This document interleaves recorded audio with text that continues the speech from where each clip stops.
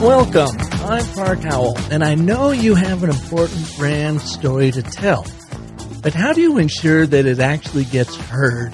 And maybe an even more important question, how do you know if your organization is living the right story in the first place? Well, you'll learn how today on The Business of Story. For 35 plus years, yep, I'm that old, I've helped companies define their brand stories. For the past 15 years, I've dedicated my career to consult, teach, coach, and speak internationally, helping leaders just like you excel through the stories you tell. I'm available to you for in-person, virtual, or hybrid storytelling training for your executives, your marketing and sales leaders, even your HR department. My goal, whether on this show or with my mastery courses, is to help you excel through the stories you tell. And that all begins by learning the ABT Agile Narrative Framework, where all influential and persuasive business and organizational communications begin. Hey, it's Felix Ayala at Casa de Papa Gourmet Tacos. The arts of ABT storytelling is amazing. This valuable knowledge is applicable to all aspects of my business, and I find myself using it all the time. Keeping in mind that it is meant to be written in the point of view of the customer, so it's not about the business. At the end of the day, it is about the customer, and at the same time, building my brand story, especially with social media and adding posts, trying to figure out what to say and applying this to that generates more conversions and customers that actually want to know more. So I recommend it to all business owners looking to take it to the next level. Reach out to Park, try it out. He's amazing, and you'll be glad you did. Hey, Dana Malstaff here from Boss Mom, and I absolutely love using the ABT method. Park is brilliant. It simplifies a way for me to look at what I'm saying and actually say it in a way that entices my audience to take action and fall in love with everything I'm doing. The ABT is indispensable in my business. My clients love it. So I've had the great privilege of knowing and working with Park Howell in some capacity for more than a decade. And when I say he's the best storyteller I know, it's not an exaggeration. His ABT method has helped me take the mystery out of compelling content and simplified messaging to create a framework for impact. So I am tasked with helping people understand a pretty complicated concept in healthcare, but because of his ABT method, I've been able to equip my team with a proven way to share stories.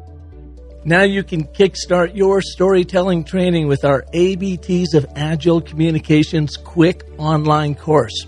Just visit businessofstory.com/ABT and put this proven storytelling framework to work for you today.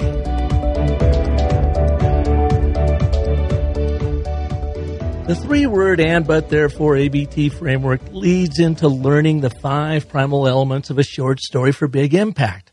Instead of trying to use opinions and assertions to make your business points, which, just trigger your audience to argue with you, share a real-world anecdote that makes your business point for you. I mean, few can argue with a true story well told. The 3rd framework we teach is the 10-step story cycle system to create the story strategy for your long-form communications and presentations, where you'll use the ABT and the 5 primal elements throughout to become vastly more persuasive and to increase your influence over your audiences. The story cycle system is inspired by Joseph Campbell's hero's journey or monomyth that details the small, medium, and large adventures we find ourselves in every day. Today's guest uses the hero's journey in a fascinating way to lead his colleagues, customers, and clients on an adventurous quest with all of its trials and triumphs to keep them focused on the prize. The business objective that they're trying to achieve is probably pretty far away. They've got to have some level of pain threshold. And so I've got to give them intervals at which and metrics by which they can say, oh, this is working. I may not be where, again, going back to the hero's journey, I may not be where I want to go. I may not be where I want to end up, but I can see that I'm on my way. If I can build those intervals into the experience, then all of a sudden I become much more compelling as a service provider to them. And that's true of any service that I'm providing or any product that I'm selling. If we can craft the story in advance of here's where we're going and here's how we'll know we're on our way and haven't lost our way, then it becomes really easy 3 months into a 12-month engagement to say, look, we said we would be here and we are, or we said we would be here, but we're not. We've got to recalibrate. Kyle Porter is Conklin Media's Director of Strategy out of Atlanta, Georgia. He's responsible for organizing the overall direction of client campaigns, making sure that clients are able to meet their business goals, and coordinating the work that each of their departments do on client projects. Kyle uses storytelling frameworks not only to ensure the organizations he represents are on the right path to success, but to build the trusted bonds and relationships we all need to succeed. Today, he'll share his unique approach to brand, sales, and marketing storytelling on this special edition of the Business of Story. Kyle, welcome to the show. Thanks so much, Park. Really appreciate it. Yeah, I just learned about you and your work when you and I got to participate in a panel discussion on storytelling on Christine Gritman's excellent show. It was awesome. With Social Media Pulse. Yeah. And we had two other amazing storytellers there, being Tamsin Webster and Miri Rodriguez from Microsoft. So it was a really fun hour-long conversation. In fact, we'll have a link to that in the notes here if people want to go back and hear that particular panel discussion. But you intrigued me. I never met you before. I know both Tamsin and Miri, and I've worked with them. Tamsin helped me with my TEDx talk. Miri I worked with at Social Media Marketing World, and she's been on the show here a couple times. So Great. I thought since you were involved in that group, too, that it's only fair to have you on the show. And I was really intrigued about what you began with in that panel discussion, talking about how you really found storytelling. What was it, about 2017, when I think you were working with some kids in a jiu-jitsu or karate dojo? Do I have that right?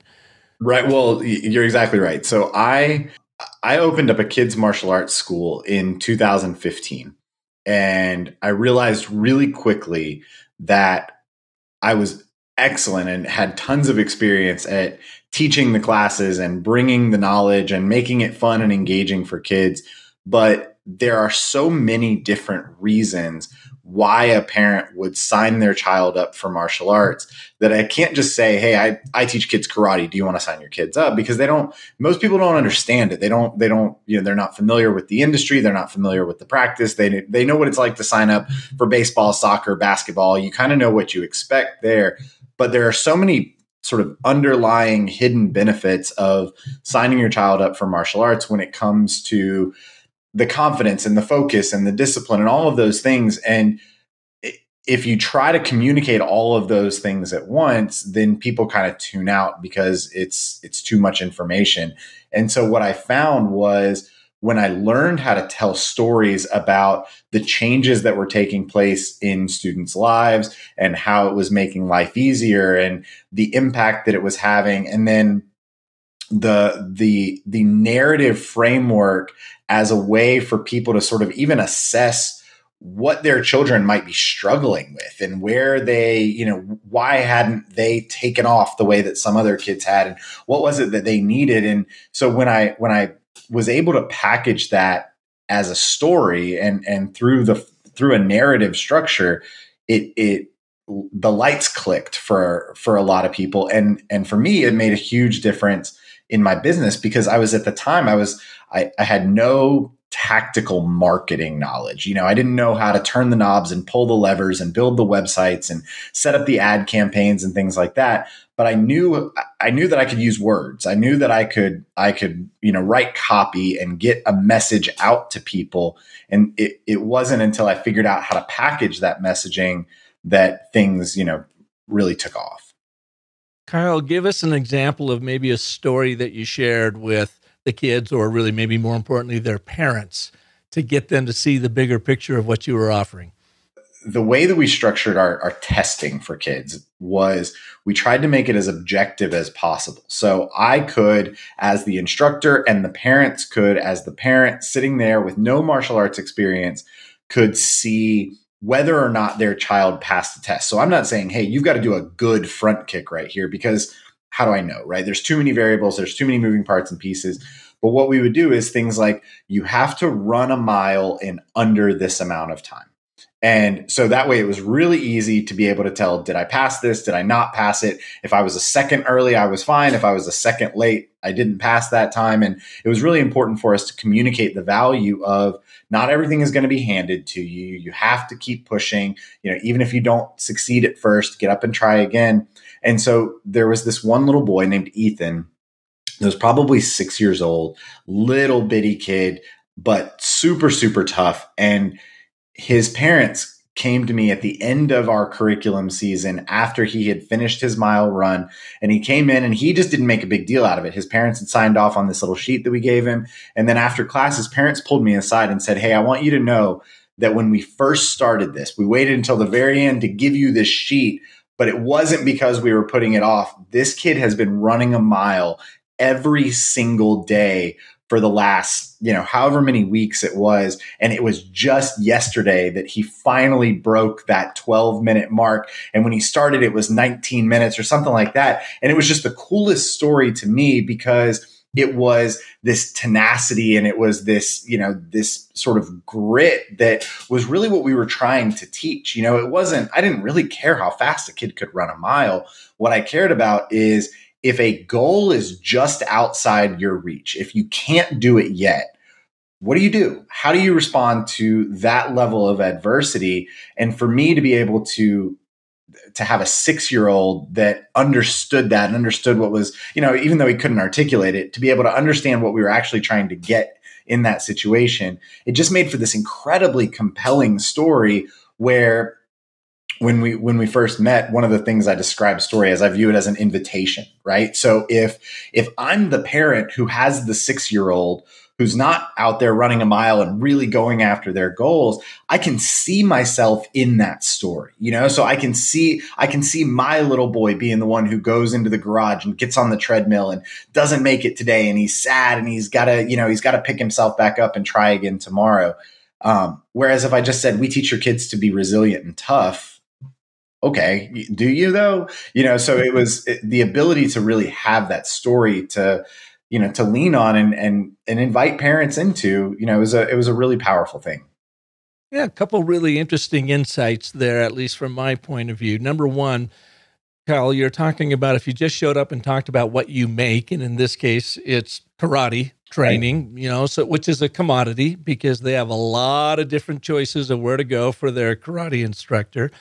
So your story wasn't about what you make, but what you make happen. Right. And by telling this story, this little boy, and how long it took for him to get it, the moral of that story is grit and perseverance. Well, you could sit there all day long and say, we teach grit and perseverance. Well, that's just an opinion and an assertion, and everyone will then cross their arms and say, oh yeah, Kyle, prove it to me. Well, you just short-circuited that whole idea right there by going straight to that story of that little boy, and the audience, arrives at the fact of, wow, they have grit and perseverance going here. Of course, you might underscore that at the end of the story, but you were letting a true story well told make your business point for you. And that is just so important. Earlier, you talked about some narrative frameworks or structures you use. Which one do you go to, or do you have several that you use? So I have several that I use. I'm very comfortable, and I love using Joseph Campbell's hero's journey and Christopher Vogler's sort of simplification. I feel like it's a simplification of it. I love using that as sort of a starting point. And part of the reason I love that is because there are so many of those stages in those heroes' journeys that we find ourselves at throughout our daily lives. I'm feeling the refusal of the call. I'm feeling the call to adventure. This is my tests and allies and enemies section. I can kind of feel where I am. And if I have an understanding of that framework, then I also have an understanding of what's coming next. And I have perspective on what has already happened. So it allows me to not get overwhelmed by the magnitude maybe of my circumstances, because it allows me to zoom out and go, well, I'm just at stage 4 of 11 stages. And so what do I need to do next in order to keep this moving forward? Because and for me, the really exciting thing is that it eliminates any frustration about I haven't reached my goals yet. Because if I look at it through that framework of where am I in this journey, then I can kind of recognize, oh, well, I'm not supposed to have reached my objective yet. That's not the stage where I am. And so and again, this kind of goes back to the martial arts element, is it makes it so that I'm okay with delayed gratification. In fact, it's something that I embrace because I know what the entire story takes. I also got certified in Donald Miller's story brand framework, which I think has a lot of applicability to copywriting. I think that there's a lot of value there in terms of how that structure is built and the way that companies position themselves, rather than as the hero and we were founded in this year and our grandfather founded it and we do X, Y, and Z.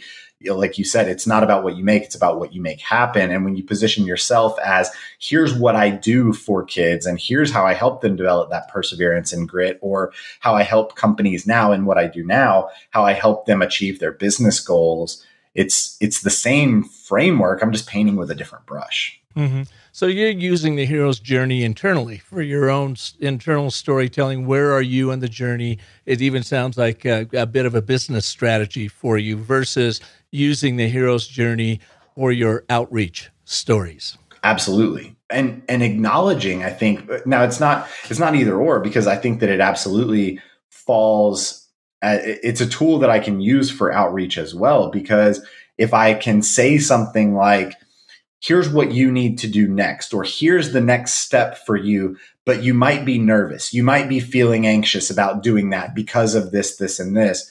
But when you cross over the threshold, when you do this thing, here's what you can expect on the other side. It won't always be easy. Your friends might not always support you. Your family might not understand. Tests, allies, and enemies. But you will have a trusted companion, a trusted guide in your corner who is there to support you even when things get difficult. And so it facilitates really effective messaging. Absolutely. I was just, as you were saying that, I was just looking up this TED Talk. Have you seen Matthew Winkler's video, What Makes a Hero, on TED Ed? No, I have not. Check it out, because it would be perfect for where you are in working with kids and so forth. And I imagine you work with teenagers and young adults as well. We did. And to some degree, but largely our focus was on elementary age kids. And the reason for that is because we understood the value that we provided. And when you have a different hero as the protagonist of the story necessarily changes. And so if I'm looking at those teenagers, if I'm looking at those young adults, they're going to be approaching martial arts from a very different reason. Just like with the people that I work with now, if I'm just getting my business off the ground, I have a completely different set of objectives than somebody who's a chief marketing officer for $1 million brand. And I've got to contextualize the messaging and the story that I'm inviting them into. Well, and the reason why I wanted to direct you to that video, and I'll have a link in the show notes as well for the listeners, is you will love it. I had Matthew Winkler. Well, let me give you his quick backstory and how I think it relates to you. Matthew Winkler was an English teacher, or a teacher in middle school out on the East Coast. It's been a while since I've spoken with him, so I want to say around New Jersey or whatever. And he tells his story on my episode, almost 7 years ago, show number 24. But he was getting really tired of and felt like he could make no impact on these kids in suicide. He was seeing it, 9th, 10th, 11th, 12th grade. Matthew Winkler essentially said, look, kids, we all go through tough times and we all have those real dark nights of the soul. So when that happens to you, it's not unusual, and reach out to people. And then he introduced these kids to the hero's journey and said, look, you are just on this epic monomyth trail, and these things happen to all of us. So don't despair. You're not alone. It's not just happening to you. Well, his work was so powerful, then Ted Ed came to him and said, would you do a video for us? And I use it all the time in my trainings. And, what it takes to be a hero. It's just absolutely fantastic. And then he followed up with a book of actual case studies of taking kids through, look at here's little Sarah, and she was at her wit's end, and she thought maybe she would end it all, and she didn't, and she came out of the other end, and so forth. I only share that because I think it's, number one, a really important story, and Matthew Winkler has done incredible work around this with the hero's journey and kids. And number two, something that, Kyle, you may well be able to use in your own work, just to help share that with kids and their parents and whatever. It's a 3-minute video, and it's absolutely fantastic. Absolutely. And it's such an important distinction that when people hear sentences or feel the feeling like, I've been where you are, I understand what you're feeling, there's this really powerful sense of peace, I think, that comes with that, and relief that comes with that, because it's really easy to feel like I'm the only one who's ever been through something like this. There is no playbook for how to navigate this. And most of the time that's just not the case. Obviously, everybody's situation is unique, but the vast majority of experiences and of situations and of circumstances that people find themselves in, you're not alone. And it's not until you do those things like you're talking about, where you're reaching out to a support system and you're talking about those pain points with the people who love you and who you love, that you realize, I can be okay. I can, we tell our kids all the time that, and this is my personal, my children, because I sold the karate school, and it's amazing how the lessons from that martial arts school have carried over into working with business owners, because everybody's approaching whatever it is. They're approaching it with fear. They've got anxiety, and it's this fear of confusion, of unknown. I don't want to either feel like a failure. I don't want to appear to not know what I'm doing. I don't want to fall flat on my face. And I tell my own kids all the time, embrace that failure, fall flat on your face, and then come to me, come to your mom, come to your friends, come to your family, and let's work through it together. But let's fail fast, fail smart, and that's part of the hero's journey. If there is no story without tension and without conflict. And if you try to tell a story without tension and without conflict, then it doesn't capture anybody's attention. Yeah, Kyle, in my experience, the reason why that tension and conflict is so important is our amygdala, or our limbic brain, which is really the survival center of our being. And we can only listen to platitudes and Pollyannish stories that go on and on and on about how wonderful everything is for only so long, because this survival mechanism is like, okay, dude, that's cool, but what's at foot? What's at stake here? What do I got to keep an eye out for?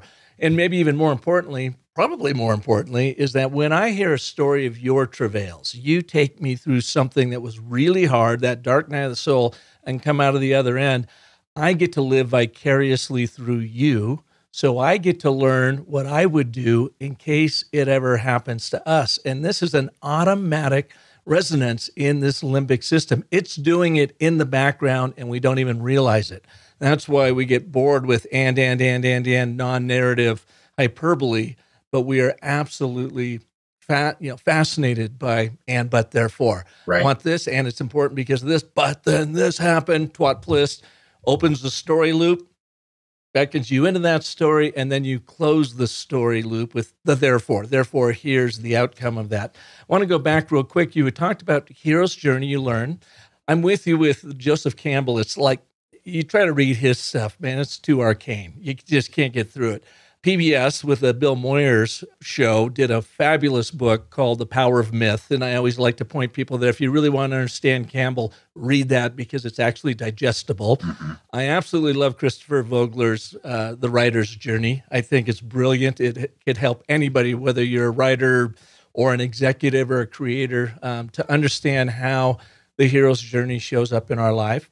I, too, have been through StoryBrand, and I found it to be kind of a misnomer in that it's really good for marketing and home pages, landing pages, but it's not particularly deep when it comes to really understanding what is the core ethos of your brand. And you may not be aware of my book, Brand Bewitchery, but so I'm going to plug it right now for you, Kyle. But I did the same thing you did. Is I took the 12, 17 steps of the hero's journey and boiled it down, mapped it to business, and created the 10-step story cycle system, which is very much of a brand story strategy creation process using those beats of the hero's journey, but really mapped to branding, to business, to leadership development, to presentation technique, to long-form communication. Because, and then maybe you found this too, is a lot of people have a hard time getting their head around the hero's journey. It's just too much theory unless they're like you and I. They're like story goons, and we just got to get into it. Even the 10 steps of the story cycle system can be tricky if you don't have a general appreciation for story and how it works, and those three forces of story of setup, problem, resolution, or what we like to say, agreement, contradiction. Here's the problem. And then the consequence of that contradiction, which plays to our cause and effect brain.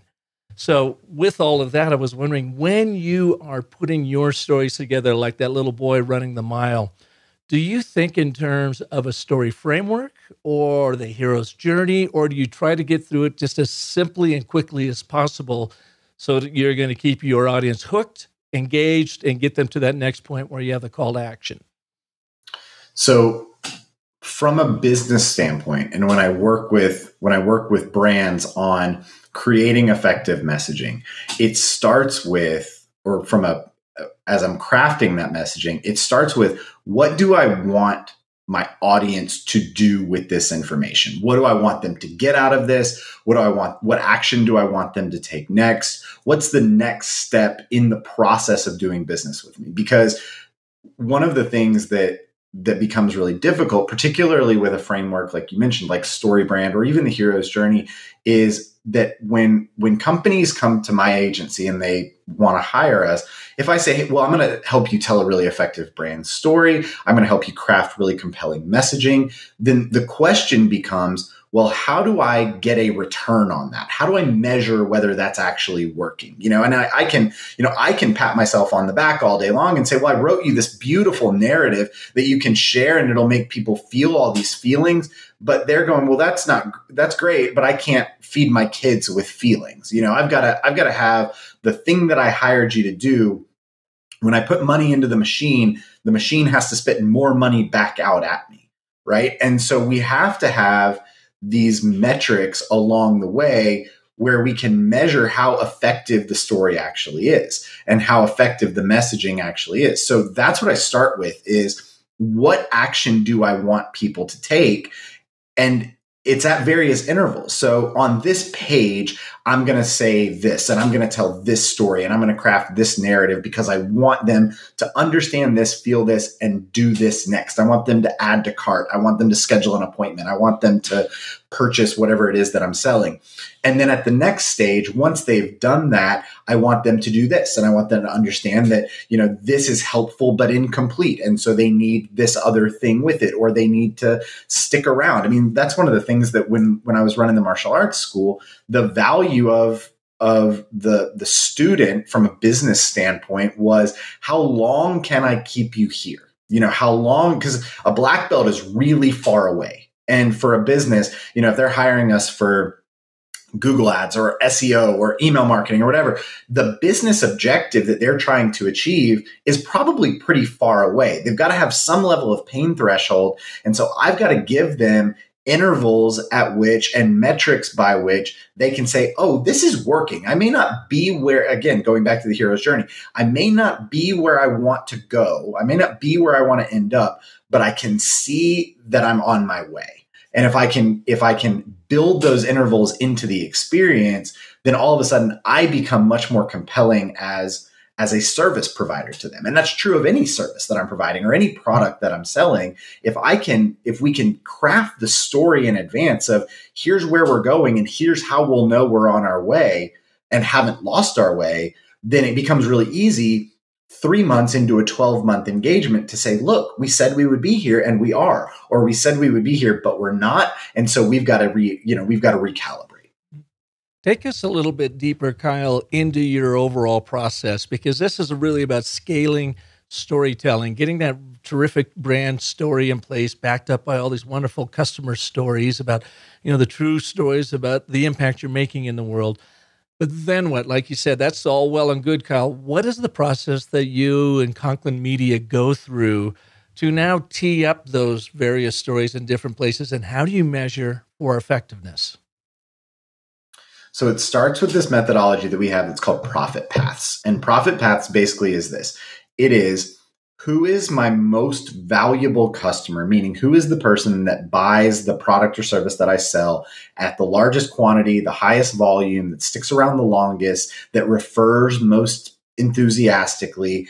And then what products or services can I sell that I can provide at the highest possible margin for myself? So what are my most valuable? What do I want to sell the most of? And who buys the most of that thing?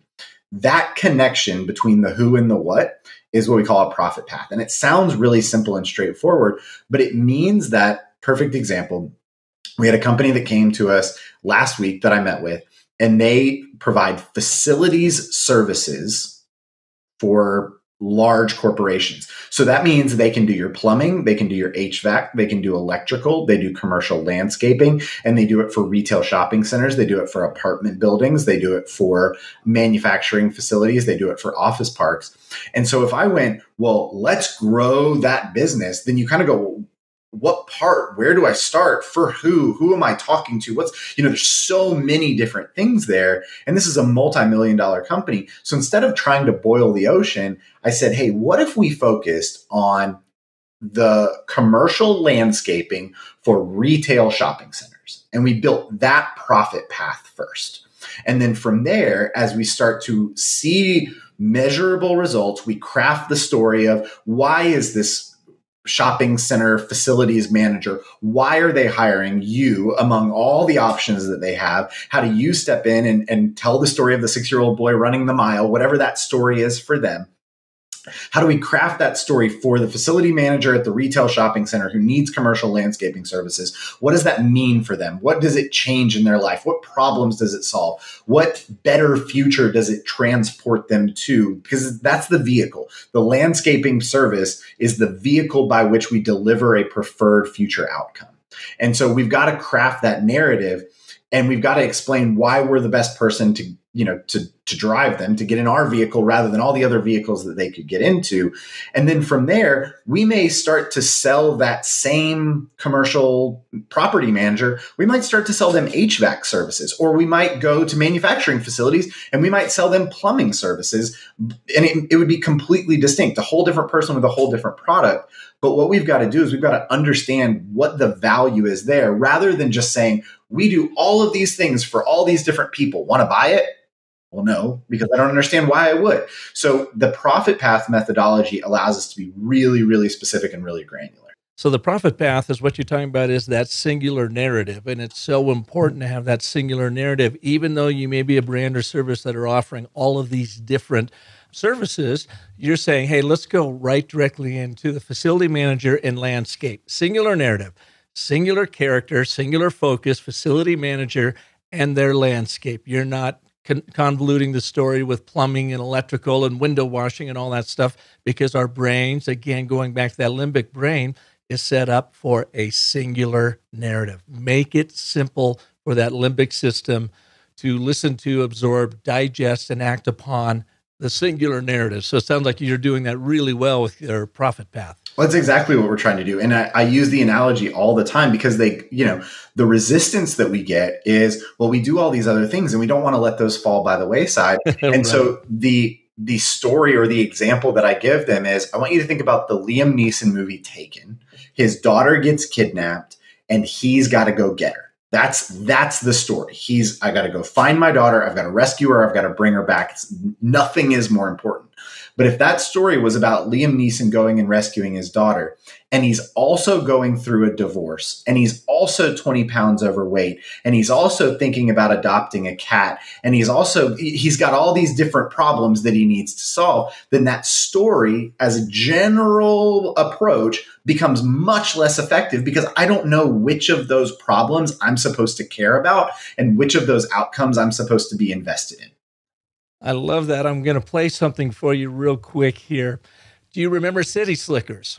What they said in that show? I don't. I don't know when. I'm not sure. When did City Slickers? When did it come out? City Slickers came out in 1991, so it might have been a little bit before your time, Kyle.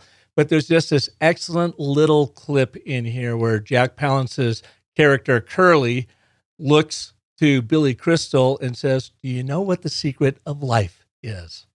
Which I have come to believe is also the secret to storytelling. Do you know what the secret of life is? No, what? This. Your finger? One thing. Just one thing. That's great, but what's the one thing? That's what you gotta figure out.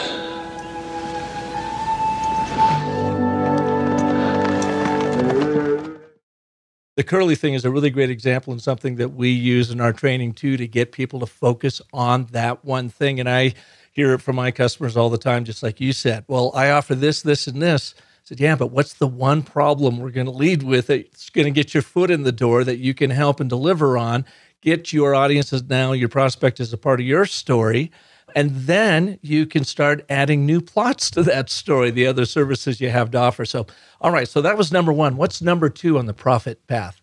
So the next stage becomes, for me, this was something I built out of necessity, because when I was running a martial arts school, when I was a local business owner, and this is probably true of most small business owners, is they're really good at the service that they provide and lack the tactical marketing skills to put an effective campaign into place.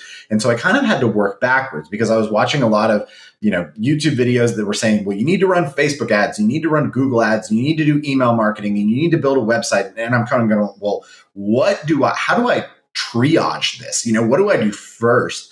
And I kind of had to work backwards, because it was like, okay, well, I'll start setting up some ads. And then I realized, well, I don't even have a page to send ads to. I don't have an offer. I don't have the messaging. So I'll start building the page. Okay, well, I don't even have an idea of what I'm selling or who I'm selling to or what I should say. So I had to build out this framework where I identified who my perfect customer is, what the product or service is that I'm selling to them.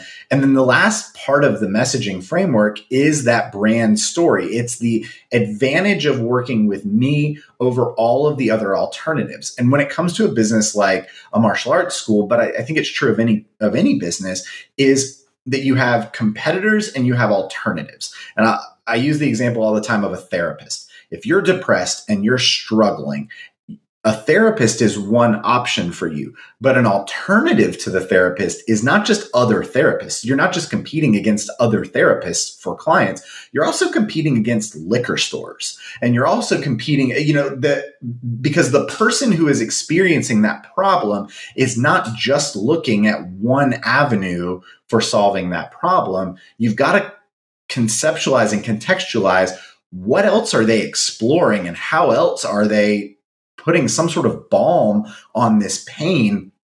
And so how do you position yourself as the best alternative among all of their alternatives, not just among your direct competition?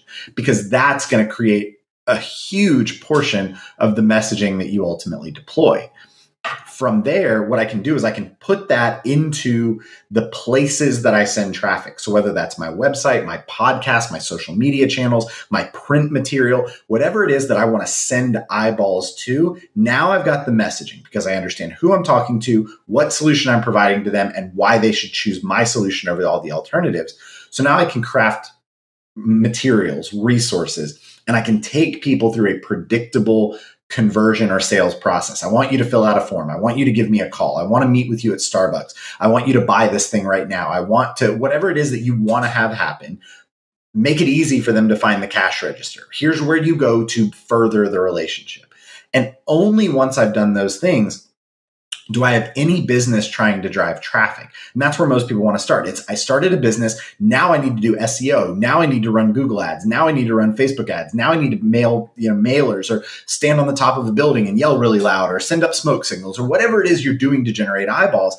But if you don't have something that you can do with those eyeballs once you've gotten them, there's no reason for you to get those eyeballs in the first place. So it's start with where you send them, Then what do you want them to do? Then how do you send them? And that's kind of our customer acquisition model. And then at the highest level, it's once I've got customers, how do I serve them at an incredibly high level? Because when you or me or anybody else hires any company, purchases any product, we have certain expectations for how that experience will come to pass. I expect that I'll meet with you once a week. I expect that my delivery will be here in 2 to 5 business days. I expect. Well, if you're providing a service, one of the most effective things you can do is make a list of all of your customers' expectations. What do they expect to happen when they work with you? And then how can you systematically exceed those expectations at every possible opportunity? How can you do more than they expect you to do? Because at that point, I have permission to upgrade or ascend. If you get value out of what I provide to you, and then later on I say, hey, we should do this as well, you're going to be way more likely to believe me than if I haven't delivered in the first place. So the way you retain customers, the way you upgrade customers is by being really good at what you do in the first place. And is it just as easy as just asking them what their expectations are? Absolutely. If you're not engaging with your clients and on a regular basis at some regular interval, if there's not an intentional onboarding process of what do you expect to happen here? What do you want to get out of this? How do you feel about it so far? If you're not collecting reviews and having a thick enough skin to say that even when your customers come back, again, going back to the hero's journey, when your customers come back to you and say, this was not what I expected, and you failed to meet my expectations, and you failed to deliver here, to understand that that's not the end of the story. That's an invitation for you as the service provider to step in and say, well, let's see what we can do about that. Are we going to be able to align on my ability to provide service and your expectations of what that service is? And if so, let me improve, let me communicate better. Let's figure out how to make this right. And if not, then let's part ways amicably and go, I can't do what you expect me to do. So, I'm going to send you on your way. And either of those is totally okay. You don't, not everybody's your customer. And the story journey here really is, you're going out to a prospect. You have to have an understanding and appreciation for what it is they want and why it's important to them. And even maybe the stories and or anti-stories they are saying about you, your industry, your customer, whatever, because the only way you're going to overcome that story is with a better story. And right. Then when you can hook them with that better story, you invite them into it as an active participant. With the story cycle system, we talk about brand awareness, which I just kind of covered. Who are you? Why should I care? This is what I already think about your industry and or maybe you. So I have to cajole them and overcome that. And then you've got brand adoption. To your point, click here, come in here, ask for this, get it downloaded. And the brand adoption phase may even be a point that they're not even buying something from you, but they are giving you, investing their time in your resource. Maybe it's gated content or whatever. Well, now that story changes, doesn't it? Because they're not outside looking in. They're now inside your home. They're inside your story. You have invited them in where you really have to take on the role of mentor or guide to help usher them along and help them get what they want in incremental steps, because nothing ever happens like, ta-da, from the moment they come in. So those incremental wins that demonstrates they're on the right story with the right guide or mentor, being you, the brand, the product or service. And then you've got brand appreciation. So I would just break it down to my journey of 3 steps: brand awareness, brand adoption, and brand appreciation. And that is when, to your point, they're coming back and they're buying more from you. Right. But maybe even more importantly, they are now sharing their story or their experience with you, with their world. So you, as the storytelling brand, are benefiting from the most powerful form of advertising there is, and that's word of mouth marketing. But again, Kyle, to your point, you absolutely positively have to deliver on the promises you made in those first 2 stories to begin with, and even over-deliver. And then that's when you can hook them for lifelong customers and be there to help them at every step of the way.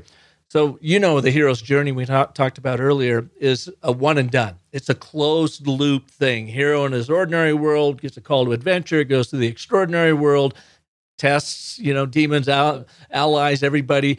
levels up. She returns home with the boon, and they are not only a stronger protagonist because of it, but they have learned something that they can give back to their community. Well, I really think and I'm curious to get your thoughts on this, like with the story cycle system, instead of being a closed loop, I think of it as a virtuous cycle. It's an up that it spiral. expands. It's a spiral that expands with every telling of your brand story, from brand awareness. That's your first story. Now, like, oh, I'm intrigued. I've clicked on something. I'm in. Now you're in brand adoption. That story changes, and how you interact with that prospect in the story needs to change. And then, of course, in brand appreciation, you need to feed them stories, not only their own stories, but share with them other ways that you have helped people, because they're gladly to share that with the world. So it's this virtuous spiral of storytelling that I find is so powerful. And it sounds like something that you guys are enacting with the Profit Path. That's exactly right. And probably my favorite analogy to kind of encapsulate all of that is my house. And when I was growing up, there was a neighbor on each side of my house, and each of those neighbors had a key to my house, meaning that if we went out of town, they could get our mail, come into our house, feed the dog, put the mail on the counter. There was an implicit trust that I'm going to give you my key and you have permission to come into my house. But there were ways that they could honor that trust, meaning doing all the things that I just described. And there were ways that they could abuse that trust. So if I came home from school one day and my parents were at work and my next door neighbor was lying on my couch watching talk shows, eating Cheetos because they had used the key to my house, then all of a sudden I'm going, what are you doing? You don't get to use the key that way. There are certain ways that it's okay for you to leverage that trust or use the trust that I've imparted to you. But by the same token, if I came home one day from school and it wasn't my neighbor that was on the couch, it was my cousin who lived down in Orlando and I only saw once every 3 years, the reaction would be joy. I'd be overjoyed that he used his key to, because there's a deeper level of trust. And it's the same with our business relationships. When you're first encountering, when you're in that brand awareness phase, like you're describing, you don't even have a key. They've got to open the door to you, and you're in their house on their terms, meaning, they're going to let you in, they're going to kick you out when it's time to go. And then at the brand adoption phase, they're basically saying, hey, here's a key to my house, but I want you to use this wisely. I want you to, be a good steward of the trust that I'm imparting to you here. And as that relationship develops, they're giving you more and more of an open door policy, more and more permission to come in as you see fit and to engage with them and to be in their home. And if you can nurture that trust and be a good steward of that trust, then you have the right to be in their home more often. And they're going to invite you over to other friends' houses too. Well, like they say, trust grows like a pine tree and falls like a pine cone if you're not careful. That's right. So you got to be on top of it. So final segment of this interview, let's talk about measurement. That's always the hardest thing. People say, Park, what's the ROI on storytelling or the ROI on marketing or whatever? And of course, in the digital age, you can measure that stuff more than ever. But how do you guys do it? Well, again, we have to begin with the end in mind. What's the story that we're telling? What's the objective that we're trying to achieve here? Because what we see, and it's a real shame in the marketing space, is we see a lot of companies that are measuring the wrong thing. They're using the wrong metrics as their indicators of success. It's, well, how many video views did I get? And how much traffic did I get to my website? And how many clicks did I get on my ad? And that's not telling the end of the story. And it just leads to frustration, because what I've got to look at is, let's say that we're working with a company that you're a barbershop, you do haircuts, and you are running ads in a social media environment or a Google paid ads environment, or you're doing SEO. What you can see, and the data is readily available, is how many people clicked my ad and landed on my page. And in order to get those 100 clicks, I paid $100. Okay, well, that means it cost me $1 to get somebody onto my page. Great. That information in and of itself is not useful because I haven't gotten any money back yet. Well, let's say that I have some sort of compelling offer, some gated content, some sort of resource. Maybe it's just a book here, or, fill out your name and email address and we'll be in touch with you to schedule an appointment. Whatever it is, some sort of offer that people either will or will not accept. And the way that you tell the story is going to have a huge bearing on whether they do or don't accept that offer.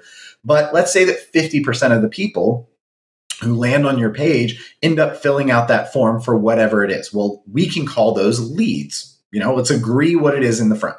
So let's call that a lead. Well, that means that if I spent $100 to get 100 people to my site and half of those people filled out the form, I got 50 leads and each of those leads cost me $2.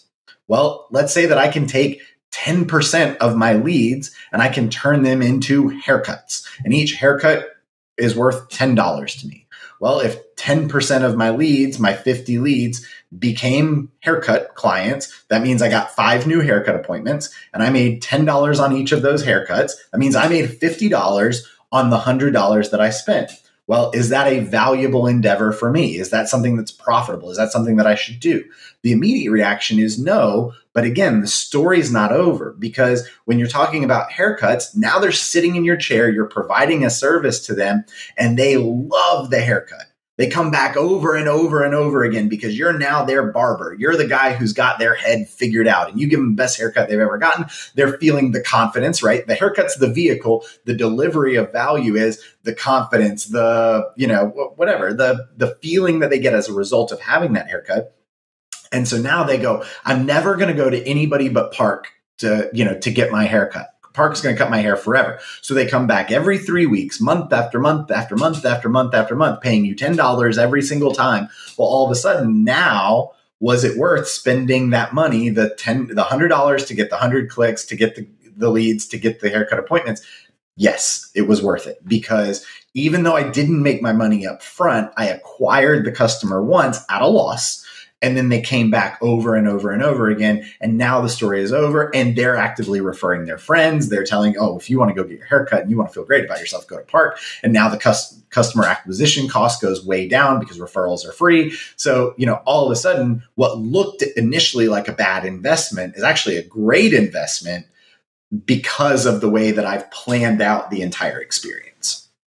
Yeah, but you really have to be able to get your customer to appreciate and measure that lifelong client value, right? So you get them in the chair, and then once they're in the chair, not only are you delivering a marvelous haircut, but how are you arming that haircut-y with your story to be able to go out and they start sending their friends in. And do you have a good way of doing that?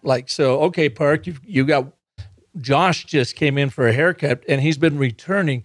How long down the road do you check back with me and say, what is the value of Josh? How many haircuts has he bought? How many people has he referred into you, and so forth, to really bring that ROI full circle in that lifetime value assessment?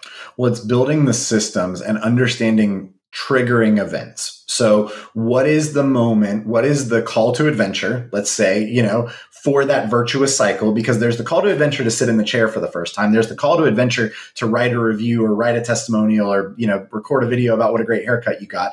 There's the call to adventure to tell all your friends about it. And at every step, at every call to adventure, there's a refusal of the call. There's friction, right? So I've got to overcome that. I've got to show them why that should happen. So I've got to understand what those triggering events are. At what point? Is it after the third haircut? Is it after the first haircut? Is it, I build a system whereby the second time someone comes in for a haircut, they receive a text message follow-up. Hey, it would mean the world to us now that you've come back and gotten great service from us twice. It would mean the world to us if you would leave us a review on Google. And then if they leave a review on Google, that's the triggering event for, hey, thanks so much for leaving us a review on Google. We want to send you a coupon code that you can deliver to up to 10 friends, and they'll get their first haircut for free, and you'll get a, free bottle of shampoo the next time you come in if you refer all 10. Well, all of a sudden now I've got an intentional process that's not just, hey, do you mind telling your friends about us, or, leaving it up to them? Because the time when people will share their opinion the most without being asked is when they're unhappy. People are more than willing to go sit down and write a scathing Google review when they're unhappy. They'll do that without anybody having to ask them. But they're also probably equally happy to write a glowing Google review. They just need somebody to call them to adventure. Invite them into the story and have them share their story. That's right. Oh, this is great stuff. I love how you're using the hero's journey for overall really marketing strategy, brand story strategy, and then even using that framework or structure in the telling of the stories. Be thinking that way. It's so meta. I found the exact same thing with brand Bewitchery. I have found few people that articulate it as well as you do. Kyle, congratulations. I mean, I think you guys, it sounds like you really have this down. And I appreciate you sharing your approach to brand storytelling and how to measure it. Where can people learn more about you and the work you're all doing over at Conklin Media?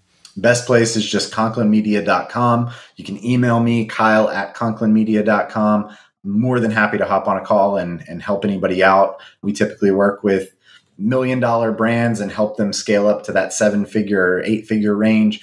But, the lessons here and the concepts here are applicable whether you're a one man with a truck or whether you're a $1 billion corporation. And we've got clients and experience working with both.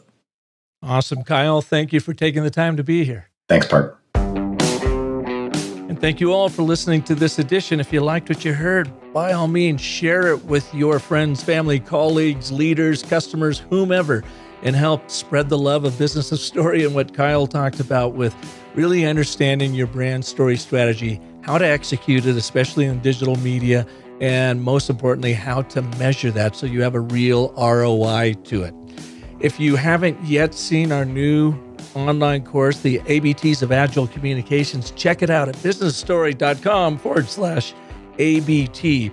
There I give you 3 20-minute modules on how to apply the and button. Therefore, from ABT 101, using those 3 forces of story I talked about earlier: agreement, contradiction, consequence, and a very short message that lands right the first time. Also teach you about ABT 201, where you start using these if, then, and the what, how clause, and the importance of the word because. Because what we are trying to do is connect with our pattern-seeking, cause and effect limbic brain, where all of our real business decisions are being made. And that's what you do with the ABT. Module number 3 is ABT 301, where we look at how you can take a very long, generalized ABT, where we always start with those when we're writing them down. And to Kyle's point, finding that singular narrative and how you go through the process to do that. The goal with the ABT and this course, the ABTs of Agile Communications, is to make sure that your message lands right the first time. Whether you are speaking with a colleague, a customer, a vendor, shareholder, stakeholder, investor, you do not have time to waste their time by being confusing, by being chaotic. And we have found that even though, as Kyle and I talked about, learning the very complicated hero's journey and applying that, even down to the 10-step story cycle system, that the thing about the ABT is the foundation. It's only 3 words: and, but, therefore. And a lot of people think it's so simple it can't possibly work. But what you will find, it will blow you away. It's an algorithm that bewitches audiences. That's why here at the Business of Story, we share with you the applied science, in this case, the algorithm of the ABT, that creates the bewitchery, as Kyle has been talking about throughout this session, of getting those people, getting your customers and prospects, your colleagues leaning in, understanding what you stand for, and maybe more importantly, totally more importantly, what you can do to help them get what they want. So check it out, businessofstory.com/ABT. And until next week, when we will have another amazing story artist like Kyle right here for you, remember that the most potent story you'll ever tell is the story you tell yourself. So make it an epic. Thanks so much for listening.